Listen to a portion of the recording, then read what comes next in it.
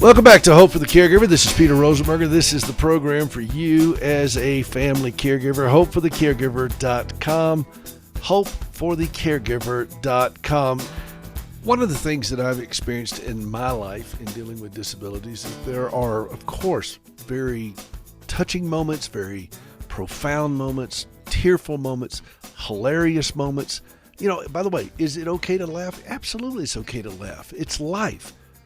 And we're going to have those things. We're going to learn from those things. And I've heard for a lifetime when I recount some of the stories that Gracie and I've had, oh, you can't make this stuff up. Well, you can't. And nor should you try, by the way. And if you spend any time in the disability special needs world, you're going to realize that this is just life.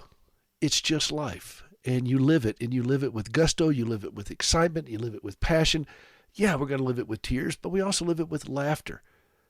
And today I'm very thrilled to have a wonderful guest on the program. She's got a new book that's called You Can't Make This Stuff Up, Life Lessons from Special Kids. And this is Debbra Laneville. She's been a teacher, special needs teacher, for over 40 years. I fell in love with the title for the book, and I invited Debbra to come on the program. There are a lot of people in this audience who have special needs children, and they feel somewhat isolated, somewhat embarrassed, somewhat despairing. They feel a lot of feelings. I've got family members with special needs children, and I've talked with so many who deal with everything from autism to cerebral palsy to spina bifida to just name it. It's out there. And I thought, let's hear from someone who has been in this world as a teacher. Because if there's one thing that we need as caregivers, it's assurance from somebody who has experience. And so I'm thrilled to welcome Debbra to the program today. Debbra Laneville, and her new book is You Can't Make This Stuff Up, Life Lessons from Special Kids. Debbra, welcome to the program, and tell me what inspired a teacher of 42 years to write this book. Well, thank you so much for having me today. I really appreciate it. Probably my second year of teaching, I started off teaching kids with emotional disabilities, and there were just crazy things that happened all the time. And somebody said, you should write a book. And in the back of my mind, I thought, well, maybe I will. So when I retired, I taught for 42 years. And when I retired, I thought, okay, this is it. I actually started it years ago, but then I got serious about it when I retired. And I thought, okay, this needs to be done. And it kind of started off as a memoir and had different stories of different kids. But as it evolved, I realized I've learned life lessons from these kids. So some of the stories are hilarious. Some of them are gut-wrenching. Some of them are amazing.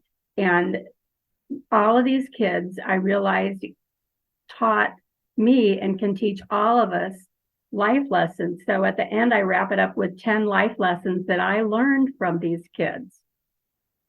And I realized that it was more than a memoir. It was more of a way to give back to parents, to celebrate these kids, and to let future teachers know kind of what they had in store. I realized that this was more than a memoir of a teacher, that I had life lessons from these kids that I learned that I wanted to share with everyone, because we can all learn life lessons from these kids. So I wrap up the book with 10 life lessons that I learned and want to share with people. Share with me one of those right now. Just what's the first one that comes to your mind? Well, when you said use humor, like I would use humor all the time in my class. I would laugh with the kids and we would celebrate things and just be silly. So one of the 10 things is use humor. And I think both as caregivers, as teachers, as parents, we can all benefit from the gift of humor. I'm counting on it. My wife doesn't always appreciate it very much, but I'm counting on it. And I mean, I grew up with 4 brothers and a sister, so we had a large family. And when you have a family that big, humor is a big part of it. We're loud, we're sarcastic, to this day we're that way, but humor's a big part of that. And I think humor's helped Gracie and I deal with some harsh challenges. A lot of parents with special needs children feel awkward about that at the beginning, but it doesn't take too long to grow into it, realize that, you know what, this is our life. We're going to laugh. We're going to have a good time and do these things. Do you find resistance with that, with humor, with other parents and other people when you're dealing with special needs? Not really, because I always made it clear that my intent was to celebrate and honor these kids and never be disparaging in any way. One girl I had, her dad told me sarcasm is her second language. And she was just funny. She was a girl with autism, and I just found her really funny. Do you feel that, well, what's another one besides humor? Let's go with that. What's another one besides humor? Okay. So there's different types of intelligence, and kids with special needs may not score well on a test, but they certainly have gifts to share and different types of intelligence. And I think everybody does, as anybody who's taken any classes about that knows. And you have to really value what each person can bring to the table, to learning, that it may not be knowing your times table, but maybe you're the kid who can really read people well and be very aware of situations. I've got a buddy of mine whose son is 40 something years old with Down syndrome. And one of the things he talks about his son often is that how wise he is. He's a wise soul. Does Absolutely. that resonate with you? Absolutely. There's kids, one girl I called my goodwill ambassador. If you looked at her medical conditions on paper, it might look kind of grim, but she was the most welcoming, loving girl. And I called her my goodwill ambassador because she would welcome anyone in our room and celebrate them. And she would remember their names and just bring so much joy to everybody. What's another life lesson that surprised you? That even kids, no matter how much of a disability they have, if they can be in a position to help other people, they not only rise to the occasion and do it, but they help themselves too. So the ability to be a helper themselves is a huge bonus for everybody. It makes them feel better about themselves, and they truly can help other people. Now, I got to ask you, what did you teach for 42 years? Well, I taught from kindergarten through high school, even though when I graduated from college, I said the one area I won't teach is middle school. Most of my time was spent teaching middle school, and I ended up loving it. But no, the reason I'm asking is, did you edit your own book? Were you an English teacher? I was not. I was always a special ed teacher. I mean, I edited my editing and edited. That's part of the process. I was not the best English student. As a teacher, you would be aghast at my performance at school. But and I remember the first time I turned my first manuscript into the editor, and it came back with so much red ink on it that I thought I'd been stabbed. So I don't know if you had the same issue. You would not, of course, because you're a superb teacher. But I think that's always fun to watch teachers have to go under the same kind of constraints that the rest of us do. Absolutely. Was this your first book? It is. I have a website.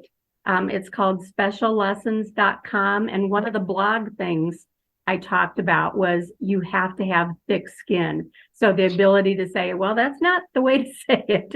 Let's think of a different way to say it. I mean, that was, I always was good in English, and I always thought, I was a pretty good writer, but it looked like I had to go back to comma school sometimes.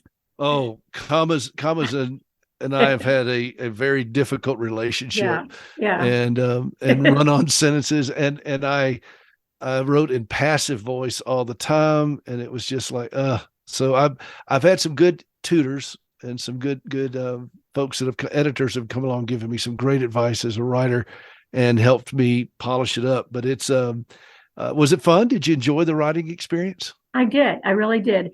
It, like there were times that I would write about something that was difficult, and I really had to like take a break and maybe take a walk, and I would really kind of sit and think, okay, God, give me the strength to say this the right way and give honor to this person and dignity, and I want to say it the correct way.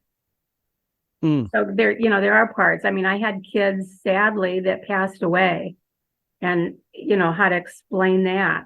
I taught during 9/11 and how to explain that to kids who have special needs, or even the Challenger, way back I taught 42 years. So the Challenger, when that happened, kids thought something would happen to their family. So we had to really regroup and really had to think. You were teaching when Reagan was shot, when the Pope was shot, yeah, the Challenger, of course, 9/11, right, the first Gulf War.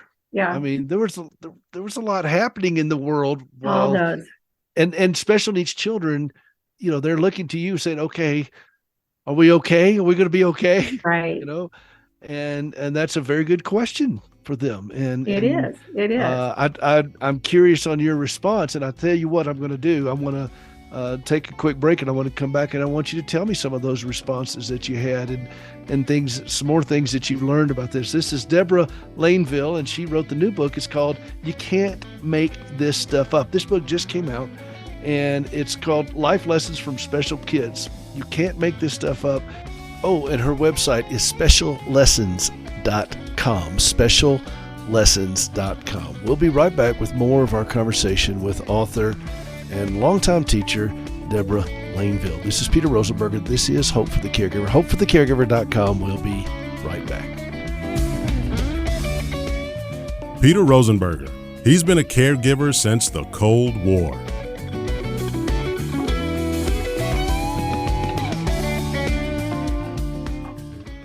As a caregiver, think about all the legal documents you need.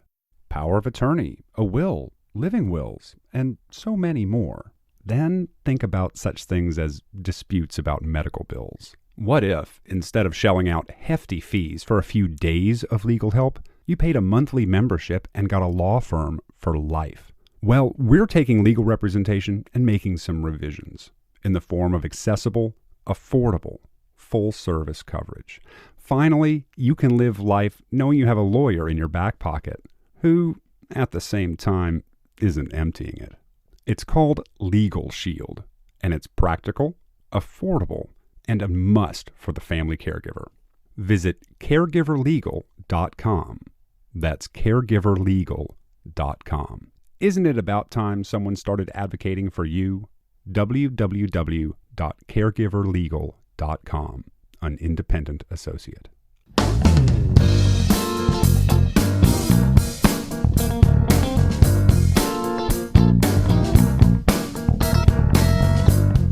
Welcome back to Hope for the Caregiver. This is Peter Rosenberger. This is the program for you as a family caregiver. And this is a special interview for me to be able to have Debbra Laneville on the show to talk about her new book called You Can't Make This Up, Life Lessons from Special Kids. And I've got a lot of folks in this audience who have special needs children.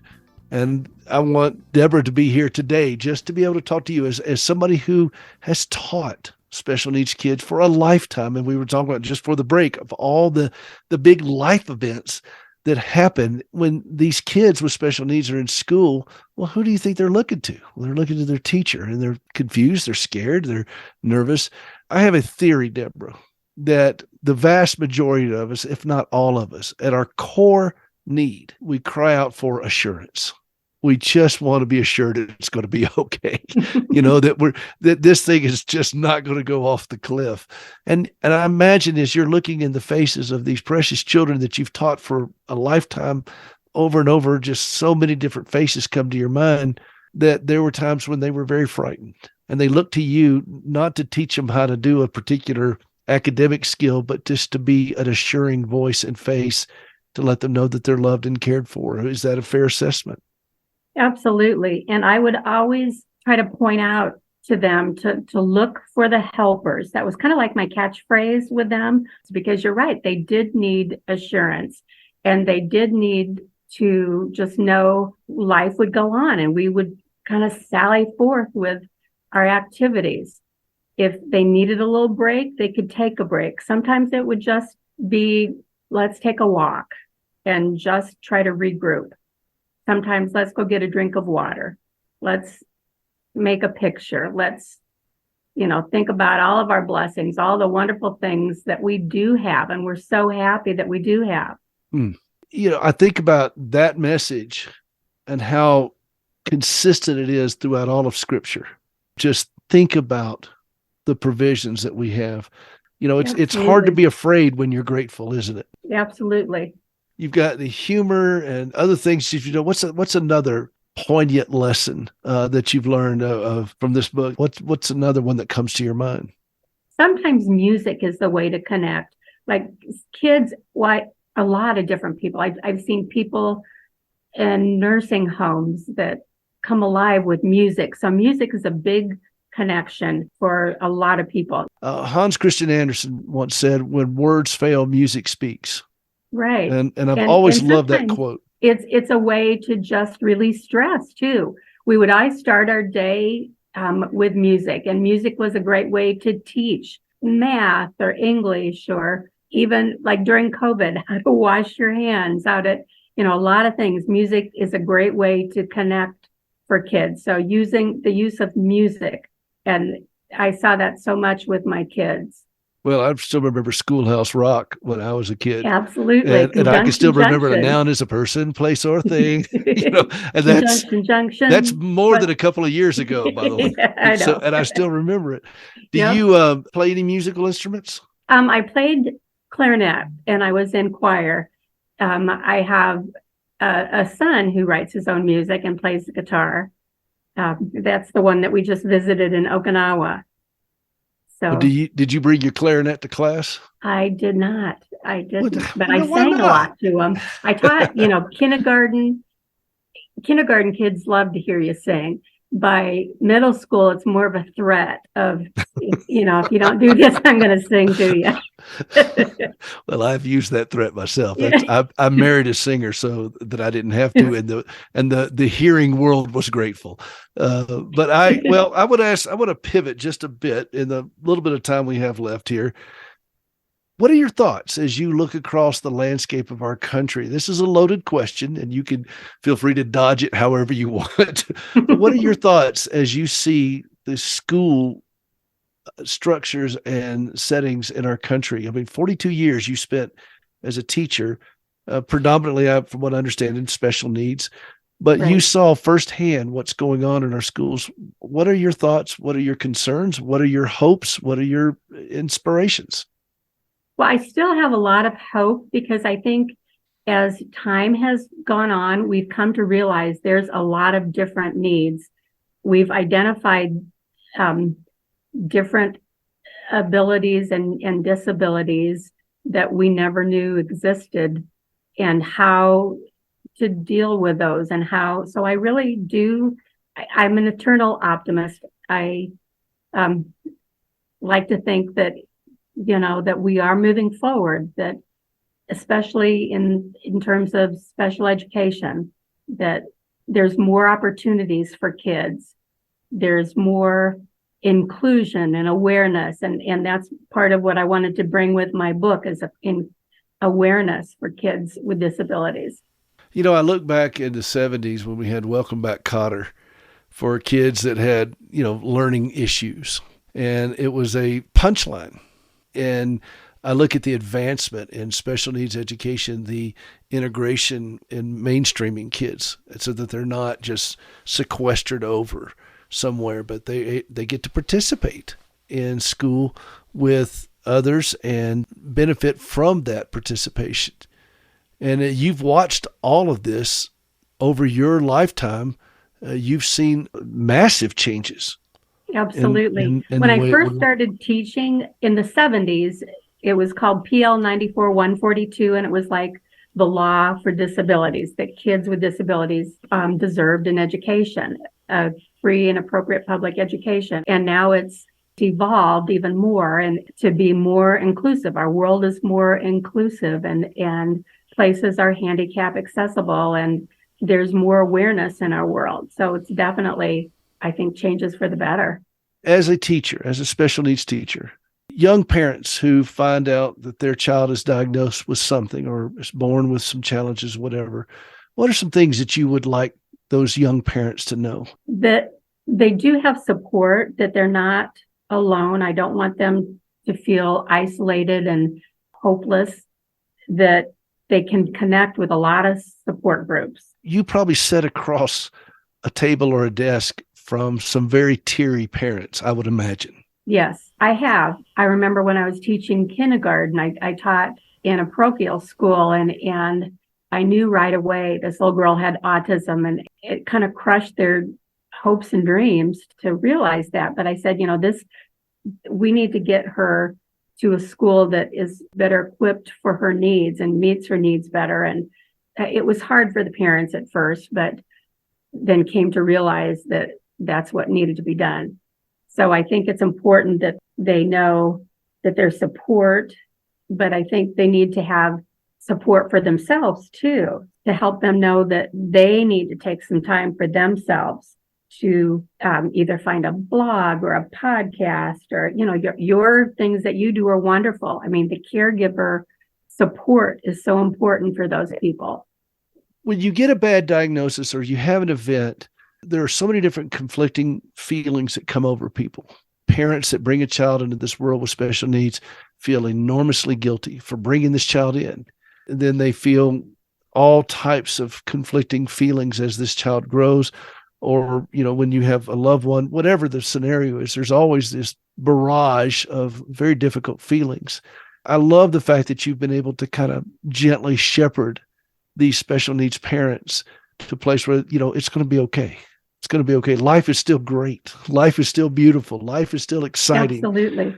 And look at their strengths. I always like to start an IEP meeting, the individual education meeting that you have yearly, with celebrating what that child can do instead of what that child is lacking, like their gifts that they could share. What is a child story that you look back on today, even still today, with just utter amazement at what happened with the success of this child? There's a lot of them. I always love to know what happens after they leave my class, when they become adults, like what they're doing today. One time I was getting my hair cut, and this young man says, "Mrs. Laneville." And I look around, and it's a student that I had in my class. And I didn't recognize him at first, but he knew what I looked like. And he had his own lawn care business. And he said, "I still remember that math you taught me." So, that just, as a teacher, that's like, the best. As we have this conversation, and I'm watching your face just beam, you could tell where your heart is. What do you do now that you've retired? Do you, besides write a new book, do you consult? Do you kind of mentor younger teachers, or what's next for you? I still sub once in a while. I still like to go back and connect with kids. I'm trying to reach out to colleges, realizing that this book would be a great tool for kids going into special education, or even education at all, a great tool for them, because there's lessons in there I wished I would have known. I talk about stuff they don't teach in school, like how to respond, what to do, the holistic approach of parents, and how to deal with them, to support them. So that's what I would like to do, is reach out to colleges. Well, I hope that we can be a small part of helping you do that through this program, and that we can also connect you up with a lot of parents and grandparents and pastors and Sunday school teachers at churches, because I think churches tend to be, sadly, a little bit behind when it comes to special needs Sunday school. Yeah, that's true. And I would like to see that change. I would like to see our churches be a place that has great understanding of special needs families, and I think we have the mandate to do that. Yes, I remember agree. going into a bank that I banked at in Nashville when we lived in Nashville, and they had a sign there that said, "This is an autism-friendly zone," or whatever. And I knew there had to be a story behind that. And they said that, when parents come in and they have a child with autism, that sometimes the child can be overwhelmed by the sensory, stuff that's Right. going on. And so they're trained. They have special toys and a quiet room where the child can go to. And I thought, we I as love that. Christians ought to have that for our churches and things Yes. such as that. So I hope you can be that voice of gentle shepherding. How's that? Is that a good Thank description you. of you? Thank you.